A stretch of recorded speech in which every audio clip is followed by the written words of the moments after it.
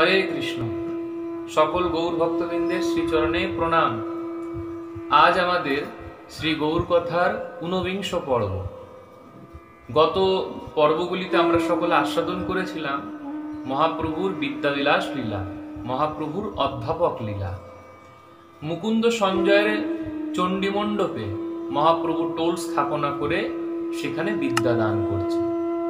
चैतन्य भागवते बृंदाबन दास ठाकुर बोलছেন महाप्रभु হয় কে নয় নয় কে হয় এইভাবে তিনি সূত্র ব্যাখ্যা করেন। অর্থাৎ কোন সূত্রের স্থাপনা করেন, পুনরায় সেই সূত্রকে খণ্ডন করেন, আবার পুনর্স্থাপন করেন। এই রকম ভাবে বৈকুণ্ঠপতি নবদ্বীপেতে বিদ্যাবিলাস লীলা করছেন। এমনই এক সময় কাশ্মীর প্রদেশের একজন মহান পণ্ডিত, তার নাম ছিল কেশব ভট্ট। অনেকে তাকে কেশব কাশ্মীর বলেও সম্বোধন করতেন। এই কেশব ভট্ট তিনি সরস্বতী দেবীর আরাধনা করে তিনি মহাপণ্ডিত হন। সরস্বতী দেবী তার জিহ্বার অগ্রভাগে অবস্থান করতেন।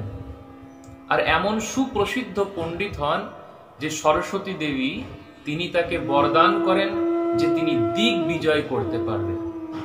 যে কোনো পণ্ডিতকে, যে কোনো ভট্টাচার্যকে তিনি সহজেই পরাস্ত করতে পারবেন। সরস্বতী দেবীর কাছ থেকে তিনি এই বর প্রাপ্ত হয়ে তিনি দিক বিদিক তিনি বিভিন্ন ভট্টাচার্য বড় বড় পণ্ডিতদের কাছে গিয়ে তিনি তাদেরকে পরাস্ত করে জয়পত্র লিখে নিতেন। সরস্বতী দেবী সাক্ষাৎ তিনি বিষ্ণু ভক্তি প্রদায়িনী, বিষ্ণু বক্ষ বিলাসিনী, লক্ষ্মী দেবীর দ্বিতীয় স্বরূপ তিনি। তাই তার কাছ থেকে দিগ্বিজয়ী বর প্রাপ্ত হওয়া এমন কোনো বিষয় না। কেশব কাশ্মীর তিনি এই প্রকার দিক বিদিক জয় করে করে আসছেন। ভক্তগণ, তিনি শুনলেন নবদ্বীপের কথা এবং নবদ্বীপের পণ্ডিত মহলের কথা, যে নবদ্বীপেতে বড় বড় পণ্ডিত তারা বসবাস করে। আর নবদ্বীপেতে গিয়ে যদি পণ্ডিতদের যদি বিজয় করতে পারেন তাহলে সারা পৃথিবী তার জয়ী হয়ে যাবে। একমাত্র নবদ্বীপকে যদি জয় করতে পারে তবে তিনি সমস্ত পৃথিবীকে জয় করতে পারবেন। এই কথা চিন্তা করে তিনি হাতি, ঘোড়া, দোলাই চড়ে অনেক অনেক সঙ্গেতে মনুষ্য নিয়ে তিনি নবদ্বীপেতে পদার্পণ করলেন। আর নবদ্বীপেতে যেই মাত্র দিগ্বিজয়ী পণ্ডিত কেশব ভট্ট তিনি পদার্পণ করলেন, সঙ্গে সঙ্গে নবদ্বীপের ভট্টাচার্য তারা এই ওর সাথে আলোচনা করতে লাগলেন যে মহান পণ্ডিত দিগ্বিজয়ীর তার আগমন হয়েছে নবদ্বীপে। সকালে ভয়ে ভীত হলেন যে আমাকে না পরাস্ত করতে আসে, আমার ঘরেতে না চলে আসে, আমার পাঠশালাতে না চলে আসে। এই প্রকার সকলে ভীত হতে লাগলেন। সরস্বতীর বর পুত্র শুনি সর্বজনে, পণ্ডিত সবার বড় চিন্তা হইল মনে। যত যত বড় বড় পণ্ডিত ছিল তারা একে অপরের সাথে আলোচনা করতে লাগলো, জানো তোমরা এই সাক্ষাৎ সরস্বতী দেবীর বর পুত্র, ইনার জিহ্বার অগ্রেতে সরস্বতী দেবী বসবাস করে আর সকল জগৎকে তিনি পরাজিত করে দিয়েছে, সকল দিক বিদিক তিনি জয়ী হয়ে গিয়েছে। তাই অবশ্যই চিন্তার বিষয়। সকল পণ্ডিতরা তারা অত্যন্ত চিন্তিত হয়ে পড়লেন। এমনই সময় কেশব ভট্ট যখন নবদ্বীপে এসে উপস্থিত হলেন, নবদ্বীপেতে বিভিন্ন ভট্টাচার্যের কাছেও তিনি যেতে লাগলেন, সকলের সাথে তর্কযুদ্ধ করতে চাইলেন। আর যদি কেউ যদি যুদ্ধ তার সাথে না করতে চাইতো, তার কাছ থেকে জয়পত্র চাইতো যে আপনি আমার কাছে পরাজিত হয়েছেন, আমার সেই প্রকার জয়পত্র লিখে আপনার নাম হস্তাক্ষর লিখে আপনি দেন আমাকে। ভট্টাচার্যরাও ভয়ে ভয়ে প্রায় কিছুজন তারা দিগ্বিজয়ী পণ্ডিতের হাতে তাদের জয়পত্র তুলে দিতে লাগলো। সেই কথা কোনো প্রকার মহাপ্রভুর কানেতে আসলো। মহাপ্রভুর ছাত্রগণ মহাপ্রভুকে প্রণাম করে বলতে লাগলেন, হে গুরুদেব, একটা কথা আছে। মহাপ্রভু বললেন, বলো কি কথা। মহাপ্রভুকে তখন ছাত্রগণ বলছেন, প্রভু এই নবদ্বীপেতে দিগ্বিজয়ী পণ্ডিত কেশব কাশ্মীরের আগমন হয়েছে, আর শুনেছি তিনি নাকি সরস্বতীর বড় পুত্র।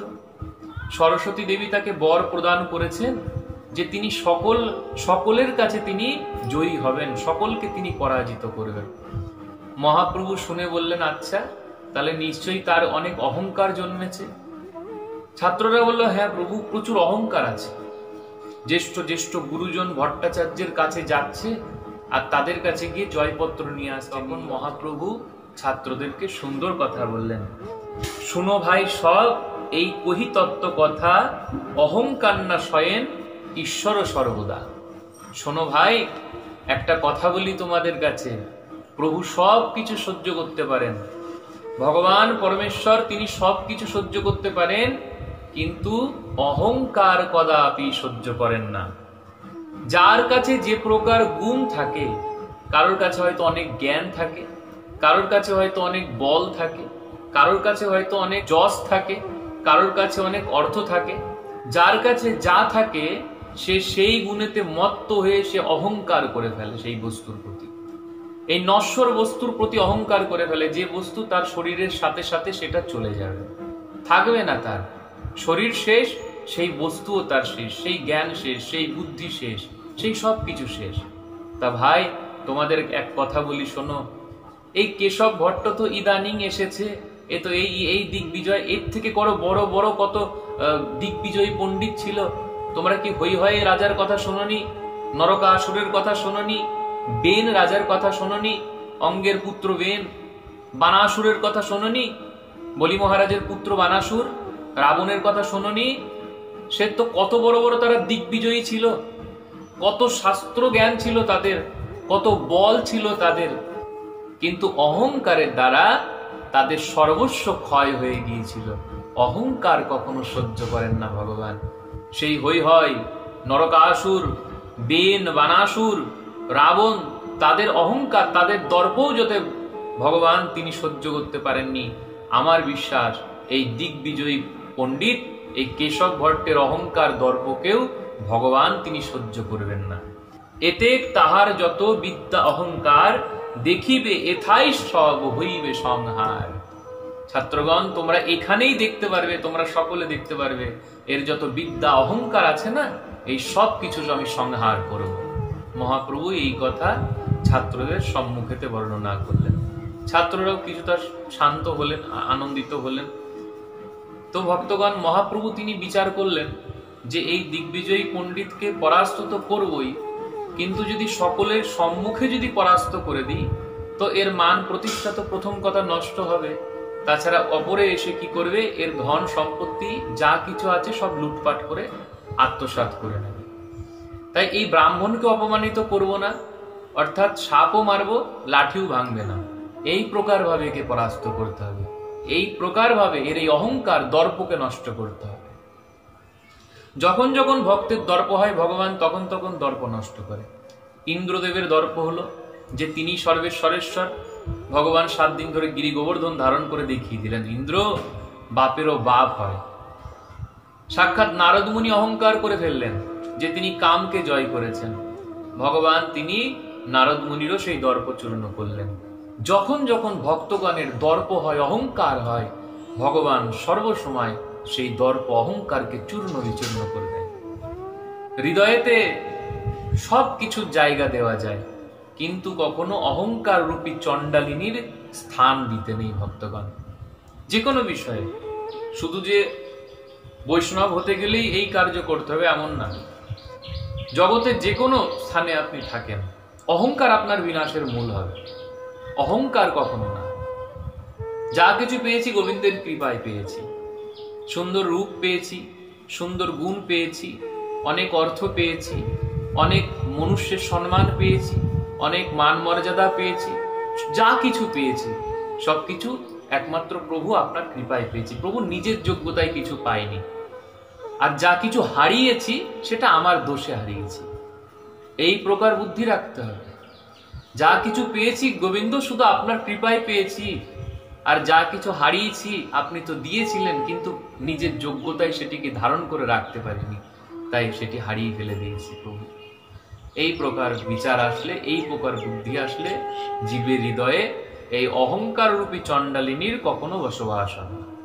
তাই মহাপ্রভু তিনি চিন্তা করলেন যে এর অহংকারকে তো বিনাশ করব, কিন্তু কেউ যেন এর কোনো অনিষ্ট না করে বা এর কোনো ক্ষতি না করে দেয়, এর অর্থ আদি সব যেন কেউ লুটপাট না করে নেয়। এই চিন্তা করে একদিনের কথা, মহাপ্রভু জ্যোৎস্নার রাত্রি, গঙ্গার তট, জ্যোৎস্নার আলোতে মহাপ্রভু তিনি ছাত্রদেরকে নিয়ে ব্যাকরণ পড়াচ্ছেন। এমনই সময় কেশব কাশ্মীর তিনি মহাপ্রভুকে দর্শন করলেন, দূর থেকে দর্শন করলেন, যে অনেক অনেক ছাত্রদের মধ্যেতে মহাপ্রভু কোনো একজন ব্যক্তি তিনি বসে বসে বিদ্যা দান করছেন। এমনই সময় দিগ্বিজয় পণ্ডিত তিনি আসলেন, আর দিগ্বিজয় পণ্ডিত এসে গঙ্গা দেবীকে প্রণাম করে, গঙ্গা স্পর্শ করে, মস্তকেতে গঙ্গার জল ধারণ করে তিনি মহাপ্রভুর কাছে আসলেন। মহাপ্রভুর কাছে এসে কোনো এক শিষ্যের কাছে জিজ্ঞাসা করলেন যে ইনি কে? তখন সেই শিষ্য হাস্যযুক্ত হয়ে বললেন, ইনি সাক্ষাৎ নিমাই পণ্ডিত। আচ্ছা, ইনি সেই নিমাই পণ্ডিত? নবদ্বীপে ভট্টাচার্যের কাছে অনেক ইনার কথা শুনেছি। বাহ, আজকে ভালো হলো, উচিত সময়ে উচিত ব্যক্তির দর্শন হলো, বড় আনন্দের বিষয়। মহাপ্রভুর নিকটে গেলেন।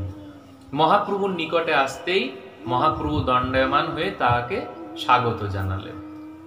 মর্যাদাপূর্ণ ব্যক্তিকে মর্যাদা দান করতে হবে, উচিত মর্যাদা দান করতে। মর্যাদা যা দানে কখনো কৃপণতা করতে নেই। বৈষ্ণব দেখলে, গুরুদেবকে দেখলে, অথবা বিশিষ্ট কোনো ব্যক্তিকে দেখলে অবশ্যই তাকে মর্যাদা প্রদান করতে হবে। মর্যাদা প্রদান করতে যদি অসমর্থ হওয়া যায়, অন্তত করজোর করে তাকে অভিবাদন করতে হবে, বাস।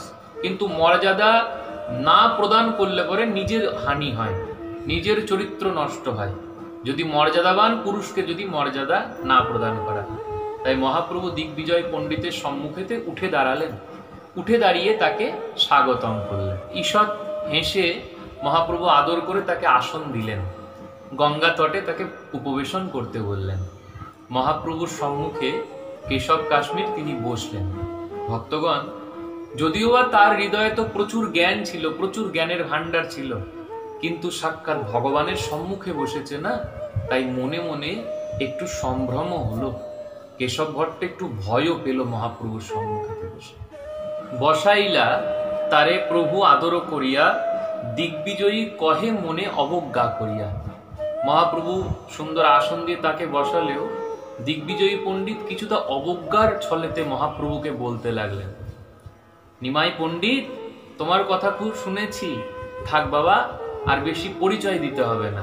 শুনেছি নবদ্বীপে তোমার কথা। তুমি তো ওই শিশু শাস্ত্র ব্যাকরণ পড়াও না? তুমি ব্যাকরণ পড়াও, আর ব্যাকরণের মধ্যে সব থেকে সহজ যে কলাপ ব্যাকরণ, তাই তুমি শিশুদেরকে পাঠ দান করাও। মহাপ্রভু বলছে, হ্যাঁ, আপনি উচিত শুনেছেন, এতে বিন্দুমাত্র কোনো মিথ্যা নেই, কোনো সংশয় নেই। আমি ব্যাকরণ পড়াই, এতে আমার কত অভিমান, কিছুই পড়াতে পারি না। আমি কি পড়াই তা আমি বুঝি না, আর শিষ্য যারা পড়ে তারাও কিছু বোঝে না। আর আমার কথা বলে কি হবে? কাহা তুমি সর্বশাস্ত্রে কবিত্বে প্রবীণ, কাহা আমি সব শিশু পড়ুয়া নবীন। তোমার সামনে বসে আমার ব্যাখ্যা করে কি হবে? আমার মহিমা বলে আর কি হবে? তোমার মতো কবি তো সারা জগতে বিলীন, তোমার কবিত্বের কোনো সীমা হয় না। হে কেশব ভট্ট, আমি তো নবীন পড়ুয়া, আমার কথা বাদ দাও, আমার কথা বলতে হবে না। দিগ্বিজয় পণ্ডিত এই প্রকার কথা শ্রবণ করে খুব আনন্দিত হলেন। মহাপ্রভু বললেন, হে কেশব ভট্ট, যাক, আপনার মতো কবিকে আজকে সম্মুখেতে পেলাম, আজকে আমার অহভাগ্যম। আপনার মতো বিদ্যাবানকে এইরকম দর্শন করতে পেরেছি। পূর্বে আপনার নামই কেবল শুনেছিলাম, কখনো জীবনে ভাবিনি যে আপনার মতো মহাপুরুষের কখনো দর্শনও হবে। কেশব ভট্ট তো একদম আনন্দে, এই প্রকার সম্মানের কথা শুনে তো আনন্দে বিভোর হয়ে যাচ্ছে। হ্যাঁ, সত্য কথা, আমি কখনো হৃদয়েতে ভাবতেও পারিনি যে আপনাকে প্রত্যক্ষ দর্শন করতে পারবো।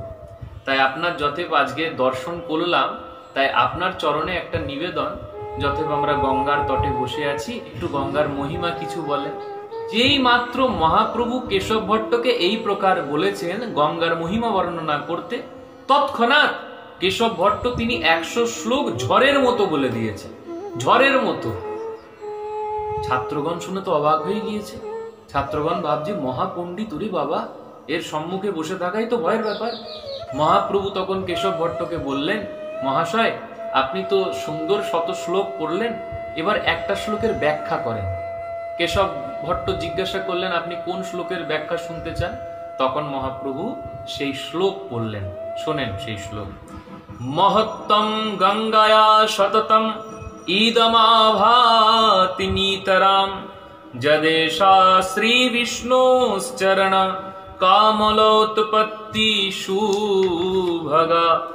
দ্বিতীয় শ্রীলক্ষ্মীরিব শূর নরেরর্চনাচরণা ভবানী ভর্তুষা শিরসি বিভক্তি অদ্ভুত গুণা। মহাপ্রভু বললেন, আপনি দয়া করে এই শ্লোকের ব্যাখ্যা করেন। কেশব ভট্ট চিন্তা করলেন যে আমি ঝড়ের গতিতে 100 শ্লোক করে দিলাম, এর মধ্যে থেকে এই নিমাই পণ্ডিত এই শ্লোকটাকে মনে করে রাখলো কি করে? কেশব ভট্ট জিজ্ঞাসা করেন, পণ্ডিত আপনি এই প্রকার মনে রাখলেন কি করে? মহাপ্রভু তখন বললেন, হে ভট্ট মহাশয়, সরস্বতী দেবীর কৃপায় কেউ যদি বাণীধর হতে পারে, তো সরস্বতী কৃপায় কেউ তো শ্রুতিধরও হতে পারে। তো আপনি বাদ দেন, আপনি এই শ্লোকের ব্যাখ্যা করেন। তখন কেশব ভট্ট বললেন, যিনি শ্রী বিষ্ণুর চরণ কমল থেকে উৎপন্ন হয়েছেন বলে অত্যন্ত সৌভাগ্যশালী, দেবতা ও মনুষ্যদের দ্বারা দ্বিতীয় লক্ষ্মীর চরণের মতো যার চরণ পূজিত হয়, এবং যিনি ভবানী ভর্তার মস্তকে বিরাজ করেছেন বলে অদ্ভুত গুণশালিনী, সেই গঙ্গার এই মহিমা সর্বদা নিশ্চিত রূপে দেদীপ্যমান হয়েছে। মহাপ্রভু শুনে খুব খুশি হলেন। মহাপ্রভু শুনে কেশব ভট্টের কাছে জিজ্ঞাসা করলেন, ভট্ট মহাশয়, আপনার ব্যাখ্যা তো অপূর্ব, আপনার শ্লোক পাঠ অপূর্ব, এবার দয়া করে আপনি এই শ্লোকের দোষ এবং গুণ ব্যাখ্যা করেন।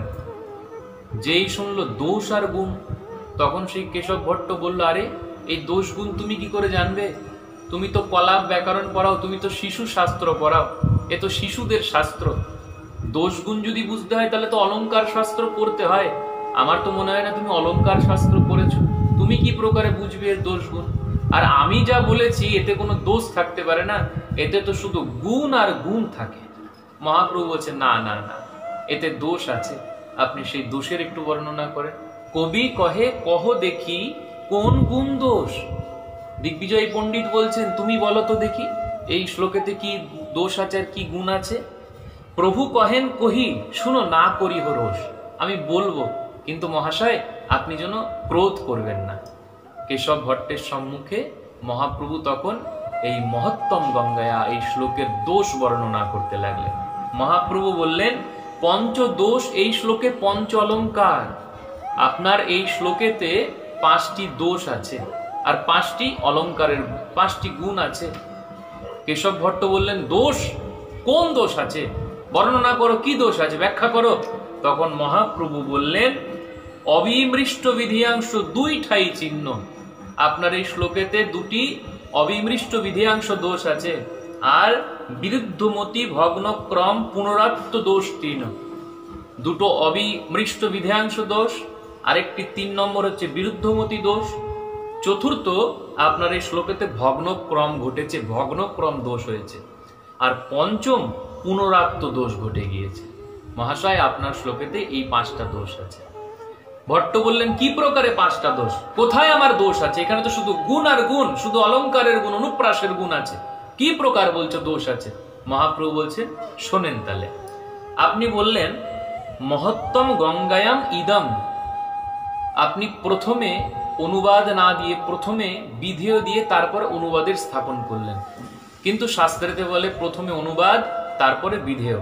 তাই আপনি যথে মহত্তম গঙ্গায়াম ইদম, এখানে অনুবাদ হচ্ছে ইদম। এখানে ইদম শব্দ বিধেয় মহত্ব শব্দের আগে থাকা উচিত ছিল, কিন্তু আপনি তা ইদম অনুবাদকে পরে দিয়ে দিয়েছেন, বিধেয়কে আগে দিয়ে দিয়েছেন। তাই এখানে প্রথম আপনার অবিমৃষ্ট বিধেয়াংশ দোষ হয়ে গেল। দ্বিতীয় দোষও অবিমৃষ্ট বিধেয়াংশ দোষ। আপনি বললেন দ্বিতীয় শ্রী লক্ষ্মীর ইব, অর্থাৎ এখানে অবিমৃষ্ট দোষ করে ফেললেন, কারণ দ্বিতীয় শ্রী লক্ষ্মী ইব না বলে শ্রী লক্ষ্মী দ্বিতীয় ইব বলতে হতো। আপনি এখানে অনুবাদকে পরে দিয়েছেন, বিধেয়কে পরে স্থাপন করে দিয়েছেন। এখানে শ্রী লক্ষ্মী হচ্ছেন অনুবাদ, আর এখানে বিধেয় হচ্ছে দ্বিতীয় ইব। আপনি দ্বিতীয় শ্রী লক্ষ্মী ইব, আপনি দ্বিতীয় শব্দকে আগে বসিয়ে দিয়েছেন।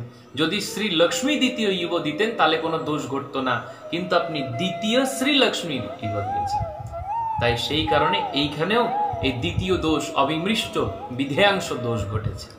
এরপর আপনি ভগ্নক্রম করেছেন, মহত্তম গঙ্গায়া শততম ইদম আভাতি নিতরাং, এখানে আপনি তকে অনুপ্রাস করেছেন, সুন্দর, এখানে ত অনুপ্রাস হয়েছে।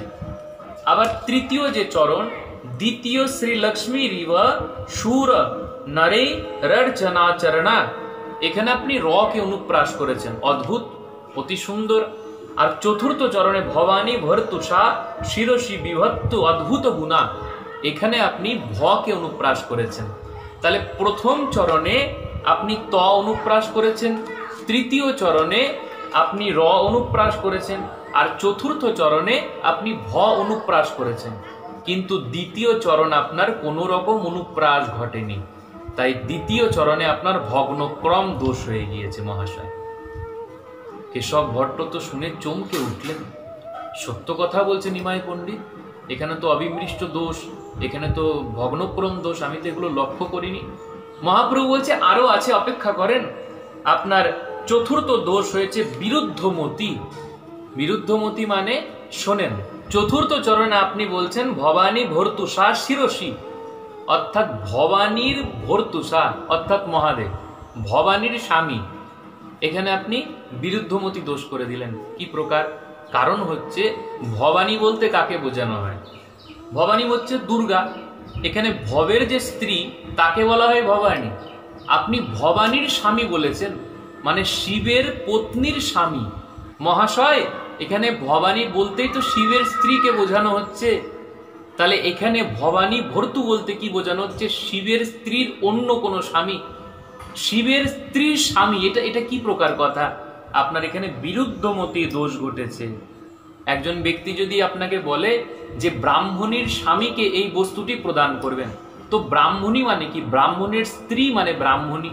তো আবার ব্রাহ্মণীর স্বামী যদি এখানে হয়ে থাকে, ব্রাহ্মণীর স্ত্রীর স্বামী, অর্থাৎ এখানে দ্বিতীয় পুরুষের চিহ্ন চলে আসছে, তাই আপনার এখানে বিরুদ্ধমতি দোষ হয়েছে। আর পঞ্চম যে দোষ, সেটা হচ্ছে পুনরাত্ম দোষ। আপনি অন্তিম চরণে যে বলেছেন বিভবতী অদ্ভুত গুণা, এখানে বিভবতীর সাথে আপনার এই চরণকে সমাপ্ত করা উচিত ছিল ভট্ট মহাশয়। আপনি তা না করে আবার অদ্ভুত গুণা এই শব্দটি এখানে প্রয়োগ করেছেন। এখানে পুনরাত্ম দোষ ঘটেছে।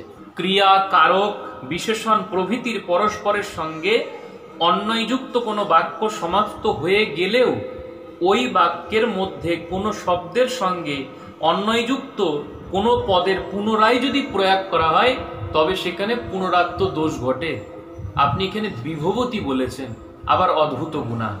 ইয়া ভবানী ভর্তু শিরসি বিভবতী, অর্থাৎ যিনি মহাদেবের মস্তকেতে বিরাজিত আছেন, এইখানেই আপনার চরণ সমাপ্ত হওয়ার কথা ছিল, কিন্তু পুনরায় আপনি আবার অদ্ভুত গুণা এই বিশেষণ প্রয়োগ করে দিয়েছেন। তাই এখানে আপনার পুনরাত্ম দোষ ঘটেছে ভট্ট মহাশয়। কেশব ভট্ট চিন্তা করলেন, আরে এই ব্রাহ্মণ তো অদ্ভুতভাবে আমার দোষ বর্ণনা করে দিলেন, আর সত্যই তো সেই সকল দোষ ঘটে গিয়েছে, এ তো মিথ্যা কিছু বলছে না, নিজের মন গড়া তো কিছু বলছে না। মহাপ্রভু তিনি দিগ্বিজয় পণ্ডিতকে বললেন, পণ্ডিত সত্য কথা এটা যে আপনার এই পঞ্চ অলঙ্কার আছে ঠিকই, পঞ্চগুণ থাকা সত্ত্বেও আপনার এই যে দোষগুলোর যে বর্ণনা করলাম, এতে কিন্তু সুন্দর শরীরের মধ্যে কুষ্ঠ দাগের মতো। মহাপ্রভু তিনি বলছেন যে এই প্রকার পঞ্চ অলঙ্কার যুক্ত আপনার এই কবিত্বেই এই পঞ্চ দোষ থাকায় আপনার এই শ্লোককে সে ছাড়খাড় করে দিয়েছে। মহাপ্রভুর মুখে এই সকল কথা শুনে দিগ্বিজয় পণ্ডিতের তো বাক রুদ্ধ হয়ে গেল। সে তো কিছুই বর্ণনা করতে পারছেন না, কিচ্ছু বলতে পারছেন না। এদিকে মহাপ্রভুর যে সকল বালকরা ছিল তারা তো এই কথা শুনে হা হা করে হেসে উঠল। মহাপ্রভু তাদেরকে হাসতে বারণ করলেন। দিগ্বিজয়ী পণ্ডিত যে প্রকার ব্যাখ্যা শ্রবণ করলেন, সেই ব্যাখ্যা শুনে তিনি অনুমান করলেন যে কোনো মনুষ্যের কার্য হতে পারে না। মহাপ্রভুর কাছে তিনি জিজ্ঞাসা করলেন, নিমাই পণ্ডিত আপনি তো অলঙ্কার শাস্ত্র পড়েননি, তাহলে আপনি এই ব্যাখ্যা কি প্রকারে করলেন? এই দোষ এই গুণ কি প্রকারে আপনি দেখলেন? মহাপ্রভু তখন কেশব ভট্টকে বললেন যে প্রকৃতপক্ষে আমি কিছু বললাম না, বাগদেবী যা কিছু বলালেন তাই বললাম। আর আপনি কোনো চিন্তা করবেন না, ভবভূতি, কালিদাস, জয়দেব তাদের মতো বড় বড় কবিরও দোষ থাকে, আপনি কোনো চিন্তা করবেন না, দোষটা বড় কথা না, কবিত্বটাই হচ্ছে বড় কথা। আপনি যে এই প্রকার কবিত্ব করলেন, আপনি যে এই প্রকার শ্লোক পাঠ করলেন, গঙ্গার মহিমা বর্ণনা করলেন, অদ্ভুত অদ্ভুত অদ্ভুত। শৈশব চাপল্য কিছু না লবে আমার, শিষ্যের সমান মুই না হও তোমার। শোনেন, দয়া করে আমার কোনো দোষ নেবেন না। পণ্ডিত মহাশয়, আপনি অনেক দূর থেকে এসেছেন আমাদের নবদ্বীপে, আপনি আমার কোনো অপরাধ নেবেন না। আমি আপনার শিষ্যও হতে পারবো না, আমার সেই যোগ্যতাও নেই। যা, আজকে গৃহে ফিরে যাও, আমরা আগামীকাল পুনরায় এই কথা আলোচনা করব। মহাপ্রভু কেশব ভট্টকে বিদায় দিলেন। কেশব ভট্টও চলে আসলেন নিজের গৃহে। মহাপ্রভু নিজের গৃহেতে এসে ভোজন আদি করে বিশ্রাম করলেন। সেই সারা রাত্রে কেশব ভট্টের নিদ্রা আসলো না। কেশব ভট্ট বারবার সেই স্মৃতির কথা স্মরণ করতে লাগলো, বারবার চমৎকৃত হতে লাগলো যে কি প্রকারে আমার এই দোষের বর্ণনা করলো। এই প্রকার শাস্ত্রজ্ঞ, এই প্রকার নিশ্চয়ই ইনি কোনো সাক্ষাৎ কোনো ঈশ্বর অংশ হবে, নিশ্চয়ই কোনো দেবতার অংশ হবে, ইনি সাধারণ মনুষ্য হবে না। কেশব ভট্ট চিন্তা করতে করতে তিনি কিছুটা সরস্বতী দেবীর প্রতি রুষ্ট হলেন যে, মা, আপনি আমাকে বর দিয়েছিলেন যে আমি কোনো মনুষ্যের কাছে পরাজিত হব না। আপনি না আমার জিহ্বার অগ্রেতে অবস্থান করেন, আর আমার জিহ্বার অগ্রেতে থেকে আপনি এই প্রকার আমাকে দোষযুক্ত শ্লোক পাঠ করালেন। সরস্বতী দেবীর আরাধনা করলেন, সারা রাত্র তার আরাধনাতে গেল। যখন ভোর হলো তখন সাক্ষাৎ সরস্বতী দেবী তার স্বপ্নের মধ্যে প্রকট হলেন। সরস্বতী দেবী বললেন, কেশব ভট্ট, ভাববে না যে তুমি স্বপ্ন দেখছো, এটি কিন্তু তুমি সাক্ষাৎ প্রত্যক্ষ দেখছো। যার ঠাই তোমার হইল পরাজয়, অনন্ত ব্রহ্মাণ্ড নাথ সেই সুনিশ্চয়।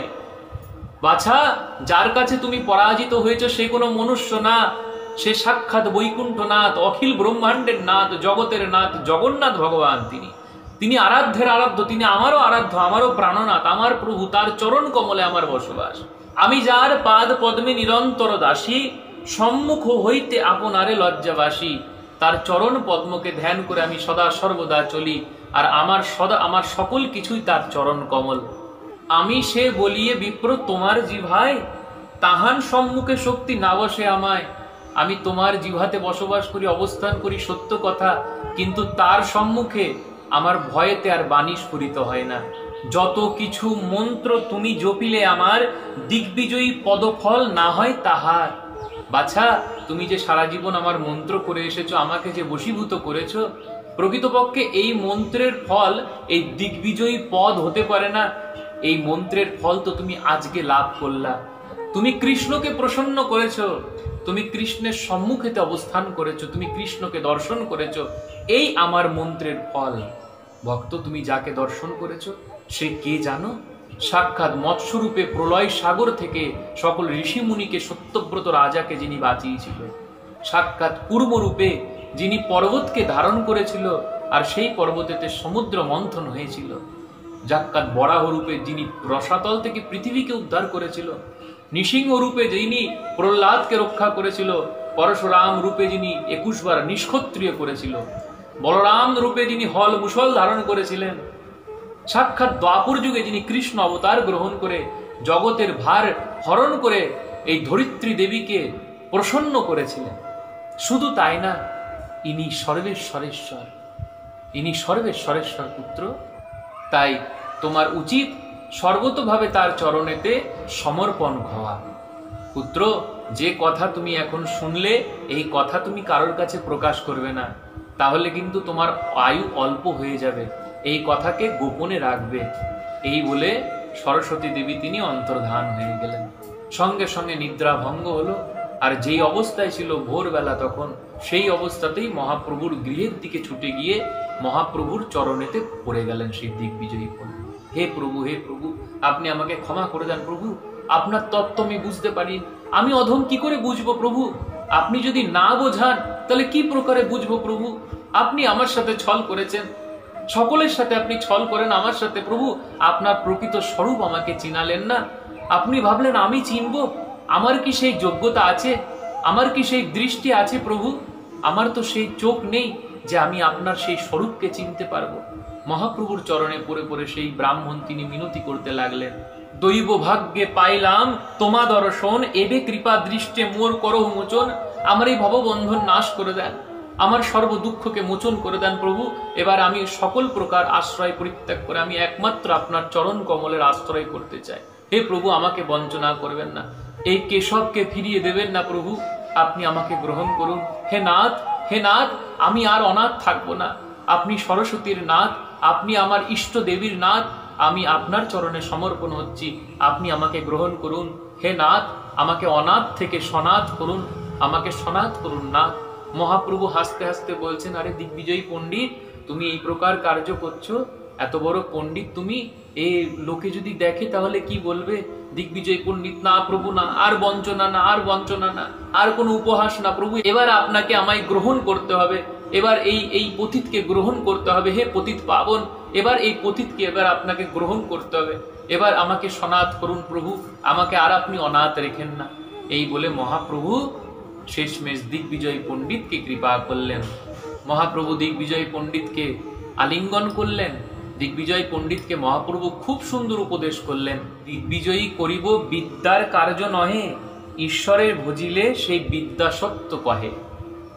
বিদ্যার প্রকৃত ফল এটা না যে দিগ্বিজয় করে বেড়াবো, সবাইকে পরাস্ত করে দেবো, এটা জ্ঞানের ফল না, এটা বিদ্যার ফল না। বিদ্যার প্রকৃত ফল হচ্ছে ভগবানের ভজন করা। এতেকে মহান্ত সব সর্বপরিহরি, করেন ঈশ্বর সেবা দৃঢ় চিত্ত করি। তাই জন্য যারা প্রকৃত বুদ্ধিমান ব্যক্তি হয়, যারা প্রকৃত সাধু ব্যক্তি হয়, তারা সেই সকল কিছুকে পরিত্যাগ করে একমাত্র গোবিন্দের সেবা করে। কারণ গোবিন্দের সেবা করলে পরেই প্রকৃত মঙ্গল হয়। এই বিদ্যার প্রকৃত ফল হচ্ছে গোবিন্দ সেবা কামনা করা। বুদ্ধিমান ব্যক্তি তারা গোবিন্দের সেবা করে এই ভববন্ধন থেকে মুক্ত হতে পারে। এতেকে ছাড়িয়া বিপ্র সকল জঞ্জাল, শ্রীকৃষ্ণ চরণ গিয়া ভজহ সকাল। সকল জঞ্জাল ছেড়ে এই দিগ্বিজয়ী পদ, প্রতিষ্ঠা, মান, সম্মান, এই সব কিছুকে পরিত্যাগ করে সকাল সকাল শ্রীকৃষ্ণের ভজন করো। হে বিপ্ররাজ, শ্রীকৃষ্ণ ভজন মহা উপদেশ, এই কহিলু তোমারে, তোমাকে আমি সব থেকে বড় উপদেশ দিলাম, মহা উপদেশ দিলাম। শোনো, সবে বিষ্ণু ভক্তি সত্য অনন্ত সংসারে। এই সংসারের একমাত্র সত্য বস্তু যদি কিছু থাকে তবে সেটা হচ্ছে ভগবত ভক্তি, কৃষ্ণ ভক্তি। উমা কাহু অনুভব মে আপনা, সত হরি ভক্তি বাকি সব সপনা। মহাদেব পার্বতী দেবীকে বললেন, হে পার্বতী, আমি তোমাকে সত্য কথা বললাম, এই জগতে সব কিছু স্বপ্ন।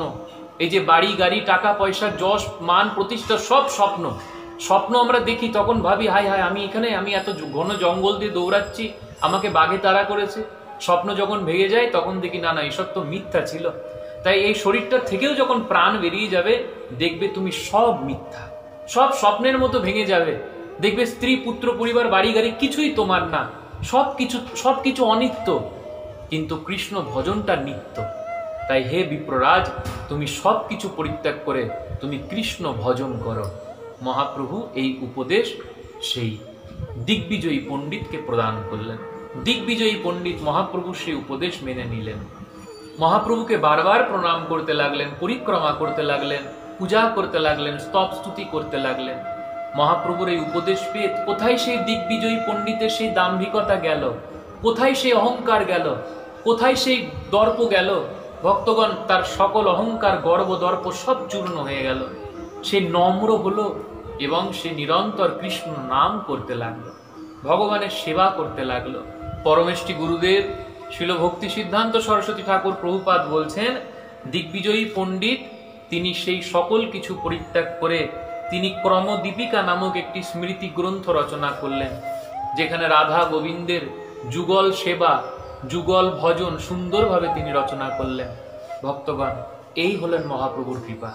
সকল নবদ্বীপেতে ঘোষিত হয়ে গেল যে দিগ্বিজয় পণ্ডিত তিনি পরাস্ত হয়ে গিয়েছেন নিমাই পণ্ডিতের কাছে। নিমাই পণ্ডিতের সেই বিদ্যার প্রশংসা করতে লাগলো। নবদ্বীপবাসীরাও তারা তাদের শরীরে প্রাণ ফিরে পেল। তাই তারাও মহাপ্রভুর এই কার্যতে অত্যন্ত প্রসন্ন হলো। তো ভক্তগণ, আজকের এই ঊনবিংশ পর্ব এখানেই বিশ্রাম দিচ্ছি। সকল ভক্তবৃন্দের শ্রীচরণে প্রণাম নিবেদন করে হরে কৃষ্ণ।